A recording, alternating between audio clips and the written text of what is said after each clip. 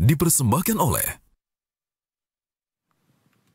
Institut Jantung Negara adalah pusat kardiovaskular terkemuka di Asia yang dikenal dengan layanan jantung terpadu berstandar internasional dan menjadi rumah sakit yang banyak menangani pasien dari berbagai negara, termasuk pasien dari Indonesia. Lantas apa yang menjadi rahasia keunggulan dari Institut Jantung Negara dan bagaimana perpaduan dari teknologi yang canggih, keahlian tim medis, serta sentuhan kemanusiaan menghadirkan harapan kesembuhan bagi para pasiennya? Bersama saya, Soza Hutapea, kita akan mengulas lebih dalam lagi di 30 Minutes with Institut Jantung Negara.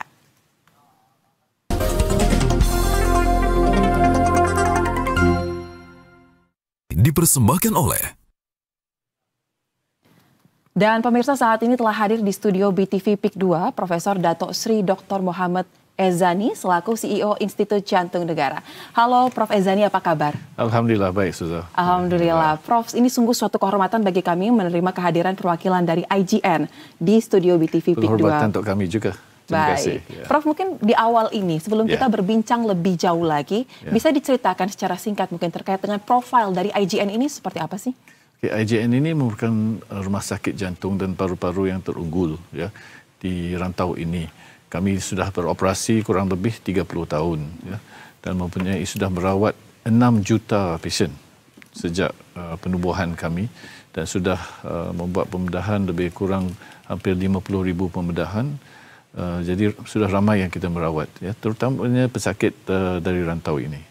Baik, dengan pengalaman yang panjang pasti sudah sangat profesional mumpuni ya di bidangnya.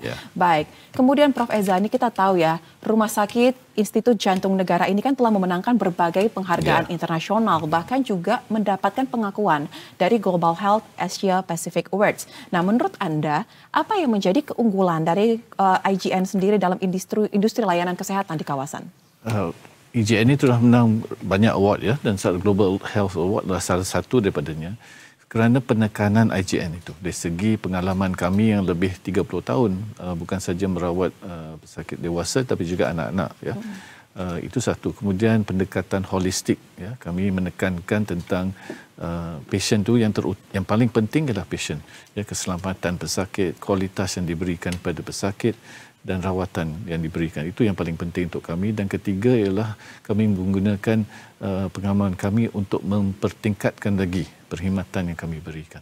Jadi itu yang membedakan kami daripada mungkin rumah sakit yang lain ya.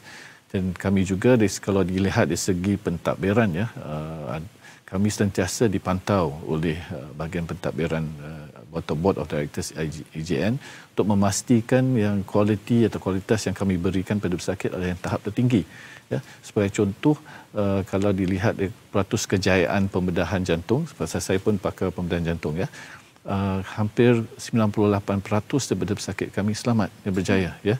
Jadi ini merupakan salah satu daripada sukses yang tinggi kalau dibandingkan mungkin dengan tempat-tempat lain.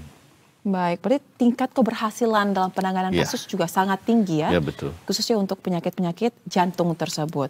Nah, kalau kita lihat Prof, dengan banyaknya penghargaan yang sering diterima oleh Rumah Sakit Jantung Negara ini, bagaimana Anda melihatnya dengan performa yang diberikan terhadap perawatan pasien, inovasi dan juga hasil klinikal? Apakah memang diusahakan akan selalu ada perubahan, peningkatan? Sebab di IGN kami mempunyai pasukan yang meneliti perkembangan perubatan di serata dunia. Apakah teknologi yang terbaru, yang terkini, pharmaceutical, ubat yang baru dan sebagainya, dan juga kaedah rawatan ya. Dan kami sentiasa mementingkan latihan kepada para doktor kami dan perawat kami. Dan mereka selalunya dihantar ke institusi perubatan di luar negara, seperti contoh ke Amerika Syarikat ataupun ke Eropah, untuk memahami kaedah baru ya untuk merawat pesakit. So kita selalu in the forefront of technology ya, itu yang penting sekali ya. Baik, nah apakah ada rahasia lain mungkin yang digunakan oleh Rumah Sakit Jantung Negara untuk dapat terus meningkatkan pelayanannya? Apakah selain evaluasi dari para dokter yang terus belajar dan juga teknologi, apalagi kiat-kiatnya? Salah satu yang penting adalah IGN sekarang mempunyai tahap Electronic Medical Record atau MRAM 6 ya. Jadi kami sudah ke proses digitalization journey kami sudah hampir tamat, iaitu hampir semua rekod-rekod kami sekarangnya digital. Sudah tidak ada lagi pakai kertas ya. Jadi first of all itu bagus untuk ESG, dan satu lagi ialah kerana ia menunjukkan bahawa keselamatan pesakit ditekankan kerana dengan digital mengurangkan kemungkinan untuk berlaku salah ubat dan salah rawatan dan sebagainya. So itu salah satu dari inovasi. Kami juga menggunakan alat robotik di bahagian farmasi kami untuk memastikan ubat yang dikeluarkan adalah yang sesuai untuk pesakit tersebut. Ya. Baik. Nah, lantas kemudian Prof, mungkin untuk profil dari tim medis sendiri ada berapa banyak spesialis yang bekerja, dan kemudian juga timnya ini terbagi dalam beberapa bidang? Okey, jadi di IGN kami ada bahagian dewasa dan anak-anak ya. Jadi kalau lihat untuk dewasa, pakar bedah dewasa kurang lebih 10 orang pakar bedah ya. Kemudian pakar kardiologi kurang lebih 40 orang.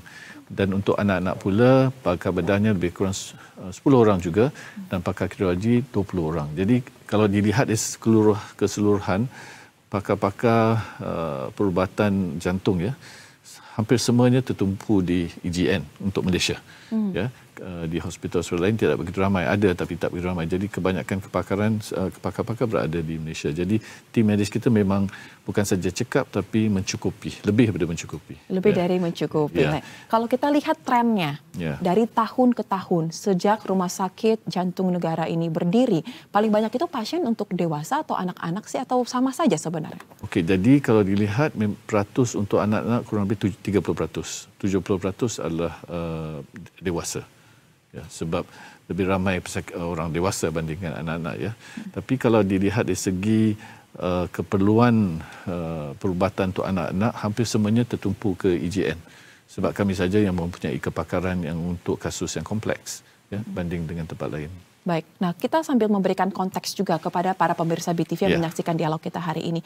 Mengapa sih ada perbedaan antara dokter-dokter yang khusus menangani sakit jantung pada orang dewasa dan juga anak-anak, dan IGN paling menjadi satu-satunya pilihan di Malaysia juga atau juga dari negara-negara lain berobat untuk jantung anak? Ya, jadi kalau lihat perbezaan utama ialah dari segi saiz badan. Ya, jadi bila saiz badan lebih kecil, ya, kalau lihat babies ya mungkin kurang 1 kilo ya banding dengan dewasa 80 kilo ya. Jadi kalau 1 kilonya pertama sekali perawatnya ataupun doktor-doktornya kena lebih khusus kerana detailnya lebih mendalam ya, atau lebih kompleks, kesnya lebih kompleks, kasusnya lebih kompleks. Jadi perbezaannya itu satu. Kedua ialah prosedur yang dilakukan berbeza juga ya. Kalau dilihat dalam kasuskan anak-anak, kebanyakannya adalah rawatan jantung congenital, iaitu jantung berlubang ataupun jantung tidak ada saluran darah dan sebagainya. Berbeza dengan anak dewasa, kebanyakannya adalah jantung coronary ya, ataupun katup yang sudah sempit atau bocor dan sebagainya.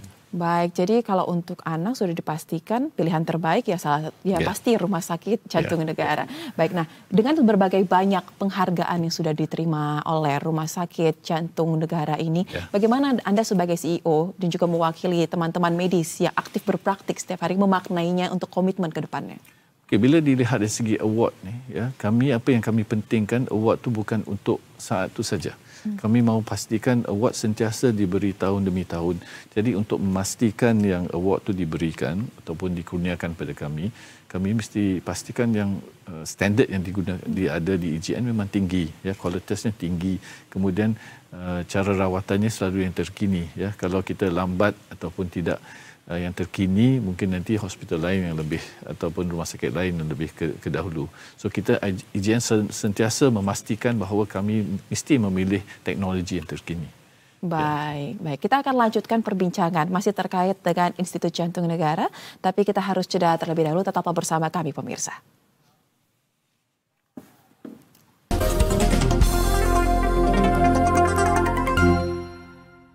Dipersembahkan oleh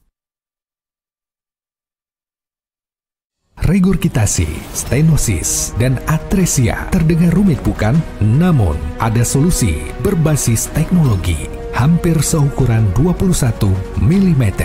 Daya tahan tinggi untuk pemakaian lebih lama. Presisi penempatan untuk mencegah kebocoran katup. Tingkat keberhasilan prosedur mendekati 100% selama bertahun-tahun. Prosedur minim invasif yang dibutuhkan. Periksakan kesehatan jantung Anda di Rumah Sakit IJN Malaysia. Mungkin cinta mereka memang sejati, Ragini. Sanskar, aku tidak ingin mendengarkan semua itu. Aku tidak akan membiarkan pernikahan ini terjadi, Sanskar. Tidak, Ragini. Mungkin kita salah. Mungkin pernikahan itu memang harus terjadi. Iya, Sanskar. Tapi denganku. Bukan dengan suara. Saksikan Suara Gidi hanya di BTV, televisi paling menghibur. Nah, Masak Seru Guys hadir untuk para mami yang setiap hari mau memasak makanan yang viral dan populer dari seluruh penjuru negeri. Lagi viral di YouTube, udah dicobain sama artis, tapi bisa nggak sih kita recook di rumah?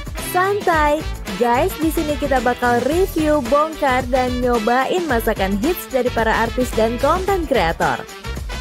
MSG, Masak Seru Guys, hanya di BTV, televisi paling menghibur.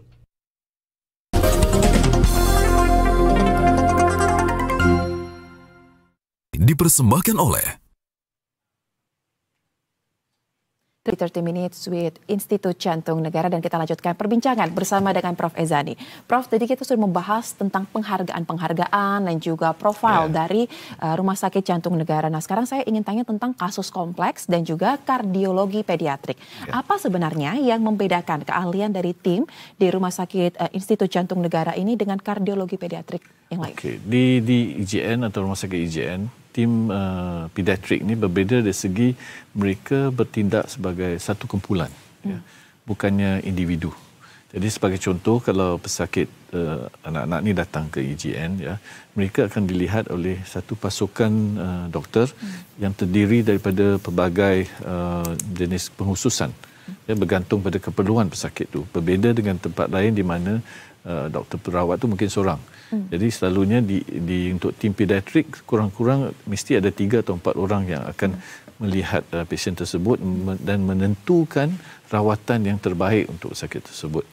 Jadi bukan seorang saja yang buat keputusan. So ada satu tim yang lintas kepakaran yang akan menentukan cara rawatan yang terbaik. Mungkin pembedahan, mungkin cara kateter dan sebagainya. Jadi bukan penentunya, bukan seorang. Itu yang penting sekali. Baik, berarti tidak perlu cari second opinion di tempat lain. Betul. Karena sudah ada lebih dari 3 kepala yang saling berdiskusi. Nah, apakah ini juga menjadi rahasia dari keberhasilan? Betul. Itu salah satu rahasia kita, sebab cara tindakan ataupun perawatan di pediatrik ini berbeza sedikit. Sebab kami faham untuk ibu bapa yang mempunyai baby yang ada sakit jantung, mungkin sukar untuk mereka melepaskan untuk pembedahan jantung terbuka. Jadi mereka mahu dengar pendapat dari pelbagai orang atau pakar. Jadi itu yang kita tentukan, bahawa kalau ada pesakit kanak-kanak, mesti 3-4 orang yang akan membincangkan tentang keadaan pesakit tersebut. Baik, nah salah satu penyakit yang sering terjadi dalam persoalan jantung adalah gagal jantung. Boleh diceritakan mungkin, Prof, bagaimana dari Rumah Sakit Jantung Negara sendiri menangani kondisi gagal jantung mulai dari anak-anak hingga dewasa ini seperti apa? Saya akan mulakan dari segi dewasa. So IJN mempunyai kepakaran heart failure ataupun kegagalan jantung yang telah diakreditasi oleh Amerika Syarikat, JCI Amerika Syarikat, di mana pasukan kami melakukan yang terkini, iaitu heart transplantation dan juga mechanical heart system ataupun LVAD, left ventricular assist device. Ini merupakan rawatan yang paling kompleks untuk seorang yang mempunyai kegagalan jantung. Jadi kalau dilihat dari segi heart transplantation tu, kita mengambil jantung dari seorang yang sudah mati otak, dipindahkan kepada pasien yang memerlukannya. Itu IJN sudah melakukan berpuluh sudah. Itu kepakaran kami, dan salah satu daripada rumah sakit yang boleh melakukannya di rantau ini, itu satu. Kemudian kami juga merupakan referral center untuk mechanical heart system atau LVAD ini, untuk dewasa. Dan itu pun sudah berpuluh yang kami lakukan, dan nanti saya cerita lebih pasal seorang pesakit dari Indonesia. Tapi pada kanak-kanak pula, ini merupakan satu perawatan yang baru, sebab untuk kanak-kanak mesin mechanical heart ini tidak ada yang kecil. yang sesuai ya. Tapi sekarang ni IJN ada teknologi baru di mana kita menggunakan sistem di luar badan untuk membantu pesakit yang pesakit anak-anak ni yang ada kegagalan jantung untuk merehatkan jantung tersebut sambil memberi peluang untuk jantung tu recover dengan ubat dan sebagainya. So kita ada few success story alhamdulillah ya dengan rawatan ini. So sekarang IJN mempunyai kepakaran untuk mechanical heart system untuk anak-anak juga. Baik. Nah, kemudian saya ingin mendalami nih, Prof, juga tentang teknologi canggih atau solusi yang dihadirkan melalui TAVI. Bagaimana prosedur mungkin perawatannya dilakukan ini? Okay, TAVI ini adalah jenis rawatan untuk penukaran injap atau katup aortic valve ya di dalam jantung. Dulunya semua penukaran katup ini harus dilakukan secara pembedahan terbuka atau open heart surgery. Tapi sekarang ni kita sedar bahawa ada pasien-pasien yang terutamanya umur yang 75-80 tahun ke atas yang ada kesempitan injap aortik atau katup aortik ni yang mungkin terlampau bahaya untuk lakukan pembedahan terbuka. Jadi kita sudah lakukan rawatan TAVI ini secara kateter ya. Kateter dimasukkan kateter ke jantung dan dari kateter tu dimasukkan juga katup yang baru ya. Dan proses ini lukanya hampir sebenarnya tiada luka pun, macam injection biasa saja ya, kemudian dinaikkan ke jantung dan kita sudah kurang lebih 250 lebih TAVI yang sudah dilakukan dan IJN merupakan salah satu. TAVI ini tidak boleh dilakukan di mana-mana institusi tanpa kebenaran syarikat pembuatnya ya. So IJN bukan sahaja yang memberi rawatan tersebut tapi juga tempat yang memberi latihan untuk mereka yang ingin lakukan TAVI. Baik, berarti pilihan terbaik memang berobat jantung ke Rumah Sakit Jantung Negara. Nah, kan Prof Eza ini juga selain sebagai CEO juga aktif berpraktik ya, betul. Ya, masih. Nah, sepanjang Anda berpraktik menangani kasus-kasus di seputar jantung ya, ada nggak kisah story yang menarik, yang membekas gitu, khusus dalam menangani pasien-pasien? Apa mungkin ada dari Indonesia juga pasien? Ya, ada. Mungkin saya cerita satu dari Indonesia dan satu dari Malaysia. Ya. Yang Indonesia ni saya ingat lagi mungkin 3 tahun lepas, lebih kurang lebih ya, kami mendapat panggilan dari rumah sakit di Indonesia mempunyai seorang pesakit yang kegagalan jantung ya, yang sudah diintubasi ya, di mana ada tube di dalam mulutnya untuk membantu pernafasan dan ubatan sudah maksima. Tapi jantung masih tidak berfungsi dengan bagus. Jadi tanya sama ada kita boleh membantu. So saya cakap insya-Allah kita boleh gunakan mechanical heart system atau LVAD tu untuk pesakit itu dan pesakit transfer by medical airlift ya, air ambulance ke Kuala Lumpur, dipindah terus ke unit rawatan rapi di IJN dan sehari kemudian kita terus lakukan pembedahan LVAD ya, menggantikan jantung baru. Okay, menggantikan dengan mechanical heart baru untuk pesakit ini dan kurang 7 hari pesakit sudah pulih ya. Pulih dan dapat pulang ke Indonesia dan favorite hobby dia ialah karaoke. So dia selalu hantar video yang dia sudah karaoke dan aktif di rumah dan sebagainya. So ini menunjukkan yang cross border treatment tu memang boleh walaupun nampaknya critical, pesakit critical ya. Untuk pesakit Indonesia. Dan di Malaysia juga kami juga ada satu pesakit yang kesian umurnya cuma 14 tahun yang dirujuk dari Sarawak ya, di Borneo di IJN kerana lemah jantung.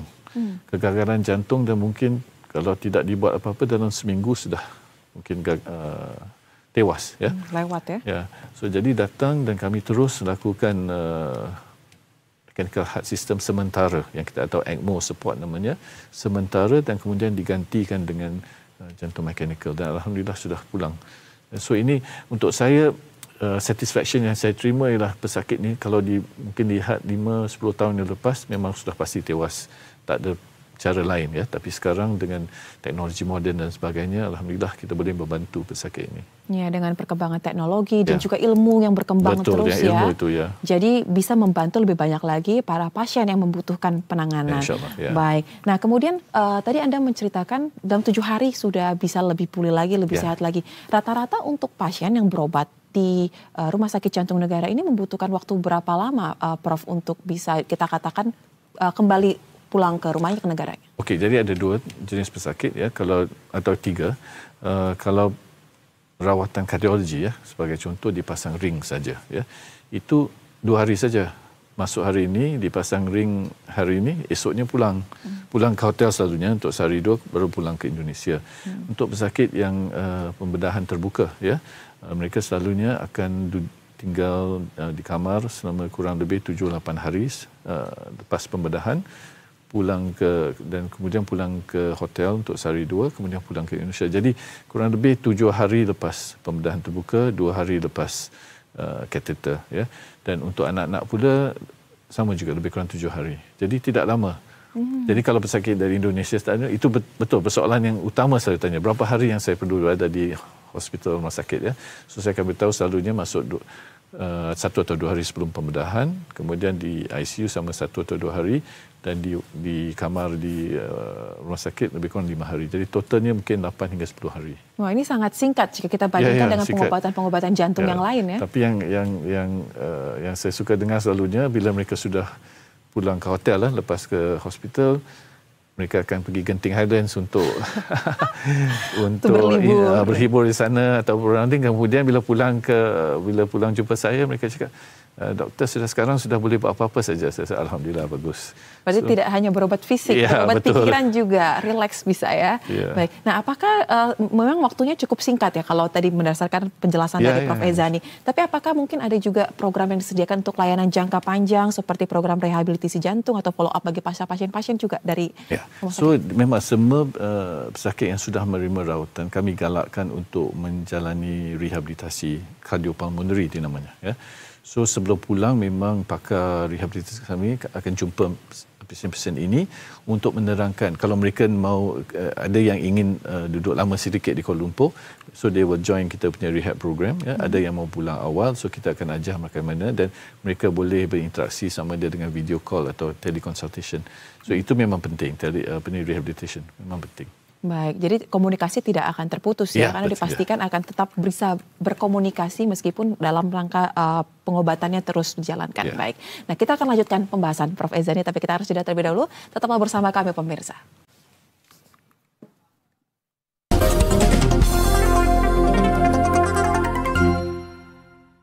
Dipersembahkan oleh regurgitasi, stenosis, dan atresia terdengar rumit bukan? Namun, ada solusi berbasis teknologi. Hampir seukuran 21 mm. Daya tahan tinggi untuk pemakaian lebih lama. Presisi penempatan untuk mencegah kebocoran katup. Tingkat keberhasilan prosedur mendekati 100% selama bertahun-tahun. Prosedur minim invasif yang dibutuhkan. Periksakan kesehatan jantung Anda di Rumah Sakit IJN Malaysia. Kayaknya Rafathar deh. Aja marah ya. Oh iya. Oke.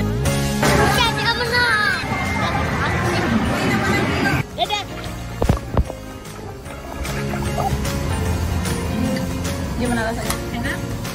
Enak gak pemirsa? Enak. Jempolnya mana? Dunia Rans, hanya di BTV, televisi paling menghibur.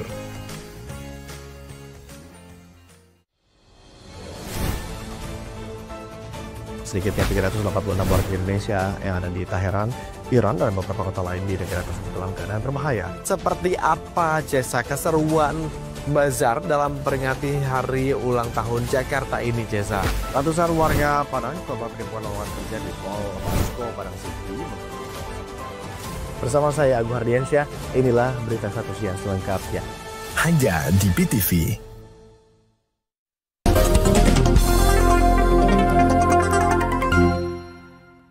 Dipersembahkan oleh Terima kasih pemirsa, kita lanjutkan perbincangan kita bersama dengan Prof. Ezani. Prof. Ezani, tadi kita sudah berbicara banyak sekali tentang Rumah Sakit Jantung Negara, kasus-kasus yang juga membekas bagi Anda sebagai seorang dokter juga. Nah, sekarang saya teringat nih, mumpung ada CEO dari Institut Jantung Negara, kita tahu Tun Mahathir ini kan usianya 100 tahun ya, beberapa hari yang lalu. Dan saya penasaran, mungkin ada nggak sih cerita yang bisa dibagikan, apa rahasianya, mungkin teman-teman dari Institut Jantung Negara juga ikut memantau kesehatan beliau, ini seperti apa? Sebenarnya saya salah satu daripada tim doktor untuk Tun Mahathir. Ya, so memang kami ada tim yang menjaga Tun Mahathir dan kami amat bangga yang alhamdulillah beliau sudah mencapai umur 100 tahun dan memang rawatan yang kami berikan adalah secara komprehensif atau holistik ya untuknya. Kami memastikan segala keperluan badannya dilihat dan dipantau dan rawatan yang diberi adalah yang terkini yang sesuai untuk umurnya ya. So memang dan satu-satu daripada rahsia Tun Mahathir ya ialah dia seorang yang very disciplined. Jadi obatnya mesti dimakan, dia akan makan. Jagaan diet dia akan jaga. Exercise walaupun umur sudah 100 tahun pun dia masih exercise. Itu hari dia cycle 9 kilo ya. Naik basikal sepeda ya 9 kilometers ya. Baik, berarti memang pantauan medis dari teman-teman ahli dan juga beliau sendiri ya, betul, yang memang keinginannya untuk sehat ini sangat kuat. Ini betul. Kombinasi yang sempurna. Ya, betul. Betul sekali. Perfect combination. Perfect combination. Nah, kalau kita lihat juga ya dengan 30 tahun berdiri Rumah Sakit Jantung Negara, terus juga lebih dari 6 juta pasien tadi Anda katakan di awal. Kira-kira kalau bisa menilai apa sebenarnya yang menjadi pertimbangan utama sepertinya pasien-pasien dari berbagai negara dan juga khusus dari Indonesia memilih IJN sebagai tempat berobat? Okay, saya rasa kami selalu menerima feedback ya dari pasien-pasien kami dari Indonesia dan sebagainya. Salah satu feedback yang paling penting adalah pengalaman kami. Tidak ada rumah sakit yang setanding ya yang sudah lebih 30 tahun pengalaman khusus dalam bidang jantung ya khusus. Ya, jadi itu yang paling penting untuk mereka lihat pengalaman. Kemudian pengalaman bukannya fasilitas ataupun prasarana ya, tapi pengalaman doktor-doktor yang ada. Doktor yang asal masuk masa mula IJN buka masih ada di IJN masih ada lagi ya. Dan juga doktor-doktor baru. Jadi continuity of experience and knowledge itu sentiasa ada. Bukan doktor lama sudah ditinggalkan, diteruskan. Jadi mereka boleh menggabungkan pengalaman mereka, ilmu pengetahuan mereka bersama ya. Itu yang membuat ramai patient happy. So dia tinggal ada doktor yang sudah very senior dan ada yang junior ya. Itu satu. Kedua ialah kualitas yang kami tentukan ya. Ini merupakan akreditasi yang diberi oleh pelbagai pihak terutamanya daripada Amerika Syarikat dan juga di Malaysia dan memastikan bahawa standard yang kita berikan kepada pesakit memang yang tertinggi. Dan yang penting sekali dipantau. Jadi kalau kita ada results yang tidak begitu bagus, kita akan dipersoalkan. Kenapa? So jadi IJN sentiasa memastikan bahawa standard itu di-maintain. Dan kalau ada mungkin kurang latihan, kita akan pastikan latihan itu dipertingkatkan dan sebagainya. Baik. Nah, kalau kita lihat data lagi ini ya, Prof. Dalam beberapa tahun terakhir, baik sebelum pandemi dan sesudah pandemi dan hingga saat ini, top 3 negara asal para pasien di IJN ini apakah bisa di-spill mungkin atau Indonesia pasiennya cukup banyak? Ya, paling ramai lah dari Indonesia. Ya, paling ramai dari Indonesia sudah pasti. Kemudian dari Bangladesh dan dari Burma, Myanmar. Baik, berarti untuk pasien-pasien dengan jumlah paling banyak datang ke IJN, apakah ada layanan-layanan tertentu yang diberikan khusus untuk membuat semakin nyaman? Karena kan pasien pasti ingin nyaman ya? Ya, betul, pasti. Jadi mereka bila sampai ke airportnya, setelah KLIA, kami memang sediakan pengangkutan dan ataupun greet and meet service, di mana kami greet mereka di airport dan dibawa ke tempat penginapan mereka atau hotel. Dan dari hotel tu pun dibawa, ada perkhidmatan untuk bawa terus ke IJN untuk International Patient Center ya, untuk bantu dari segi visa, dari segi hotel dan sebagainya dan keperluan masing-masing ya. Mungkin jurubahasa yang diperlukan dan sebagainya. Dan ada juga sekarang ni untuk diet mereka. Ada yang mungkin makanan yang mereka lebih suka dari Indonesia ke ataupun Bangladesh dan sebagainya ya. So kita akan cuba memenuhi keperluan ini semua. Baik, nah berhubung tadi Anda menyinggung soal diet, mungkin bisa diberikan informasi secara general saja. Kira-kira untuk orang yang mempunyai penyakit jantung, kondisi masalah jantung tertentu, diet apa sih yang harus diperhatikan dan ini patut untuk dicontoh? Okey, saya ikut apa yang telah diberitahu oleh Tun Mahathir ya. Untuknya apa saja dia boleh makan, cuma jangan keterlaluan. Itu nasihat dia pada rakyat Malaysia. Bila sudah makanan itu sedap, berhenti. Jangan berterusan. Sebab itu yang masalahnya, obesnya ya. Sebab bila sedap, lagi banyak makan. So, untuk pesakit jantung sebenarnya apa saja boleh makan, tidak ada masalah. Cuma jangan keterlaluan. Bila yang keterlaluan ni kemudian tidak diperiksa tahap kolesterolnya, tahap gula, itu yang menimbulkan masalah. Baik, nah Anda juga mengatakan selain melayani pasien, IJN ini juga memberikan kesempatan bagi para dokter spesialis Indonesia mungkin ingin meningkatkan kemampuannya dia. Mungkin bisa dijelaskan terkait dengan hal ini. So jadi baru semalam ya saya bertemu dengan seorang daripada trainee kami dari Indonesia, Dr. Fatimah Jan. Beliau datang ke Malaysia tahun 1999 dan sejak itu sudah lebih daripada hampir 100 doktor dan perawat rumah sakit yang sudah menjalani latihan di IJN ya. Jadi IJN kita mau sharekan ilmu yang kita ada. Jadi kita memang menggalakkan doktor-doktor dari rantau ini terutama dari Indonesia kerana kita kan serumpun. Ya, so jadi kita membantu doktor-doktor dan perawat dari Indonesia ini untuk datang ke IJN mohon latihan, dan semalam pun saya bertemu dengan 2 orang doktor yang mau datang ke IJN untuk latihan. Jadi kita memberi balik kepada Indonesia. Bukan saja mau menerima pesakit, tapi kita membantu dari segi latihan supaya Indonesia pun boleh membangunkan kepakaran mereka sendiri. Baik, membangun kepakaran. Nah, singkat saja terakhir nih Prof. Ezania, pesan yang bisa Anda sampaikan untuk pasien-pasien Indonesia yang ingin mendapatkan perawatan jantung terbaik dari IJN. Okey, kalau pesanan saya lah kalau ingin datang ke IJN, itulah pilihan yang tepat sekali, ya, tepat sekali, dan boleh melalui social media kita ataupun email ataupun ejen-ejen kita yang berada di sini. Dan insya-Allah kalau ada masalah jumpa saja saya. Baik, jadi tidak perlu ragu ya pemirsa ingin mendapatkan perawatan terbaik dari Institut Jantung Negara. Terima kasih Prof. Ezani untuk dialog yang sangat menarik pada pagi hari ini. Dan pemirsa, demikianlah tadi 30 Minutes with Institut Jantung Negara. Mewakili rekan-rekan yang bertugas, saya Soza Hutapea pamit undur diri. Terima kasih, sampai jumpa. Terima kasih. Prof.